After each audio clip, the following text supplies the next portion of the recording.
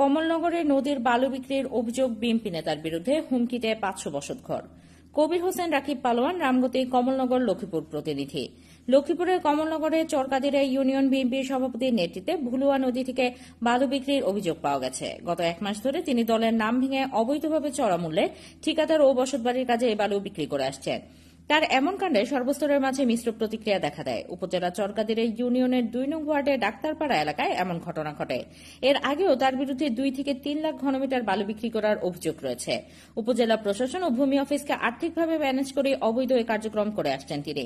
স্থানীয়রা ক্ষোভ প্রকাশ করে জানান, উপজেলা চরকাদিরা ইউনিয়নের ডাক্তারপাড়া এলাকায় গত ১ মাস ধরে বিএনপির চরকাদিরা ইউনিয়নের সভাপতি আনোয়ার হোসেন হিরণ হাওলাদার ও সেক্রেটারি আব্দুর রহিম মেম্বার দুজনে ক্ষমতার প্রভাবে বালু তুলে বিক্রি করছেন। এতে মালেক মেম্বার সড়কের কাঠের ব্রিজ সংলগ্ন প্রায় ৫ শতাধিক বসতঘর মারাত্মক হুমকি দেয়। এছাড়া ৩ নং ওয়ার্ডের বিএনপির মহিলা দলের নেত্রী রেহেনা বেগম, সাবেক ছাত্রদল নেতা আবুল কালাম আজাদ ও যুবদল নেতা মোহাম্মদ ইউসুফের নেতৃত্বে ভুলুয়া নদীর বিভিন্ন স্থান থেকে অবৈধভাবে বালু তুলে দিনের পর দিন বিক্রি করে আসছেন। ভুক্তভোগী মোহাম্মদ আরিফ, মোহাম্মদ ইউসুফ, খতিজা বেগম ও মোহাম্মদ জামাল উদ্দিন বলেন, ভুলুয়া নদী পারে আমাদের বসতঘর। আমাদের চারদিকে যেভাবে বালু উত্তোলন করছে, এতে আমাদের বসতঘর যে কোনো সময় ধসে পড়ার আশঙ্কা রয়েছে।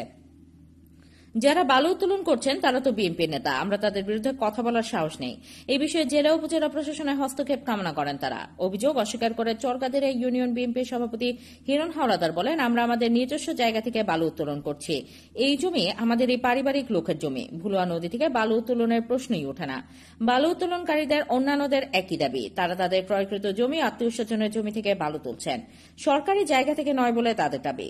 কমলনগর উপজেলা নির্বাহী অফিসার মোহাম্মদ রাহাতুজ্জামান বলেন, ভুলুয়া নদী থেকে অবৈধভাবে বালু উত্তোলনের খবর পেয়েছি। এ বিষয়ে তাৎক্ষণিক উপজেলা সহকারী কমিশনারকে ঘটনাস্থলে যাওয়ার জন্য বলেছে। আমরা একজন নিরীহ মানুষ, বালুটা ধরেন বিএনপির নেতাকে তারা চিনি না, কে বা কারা চিনি না। বালুটা ওই বিএনপির নেতারা তো না, ১ মাস ২ মাস বালু উঠে আর কোলে আর মাটি ধরতে আইয়ে সরকারি বালু উঠে আমরা কোলে ইয়ে শুনে না, কথা শুনে না।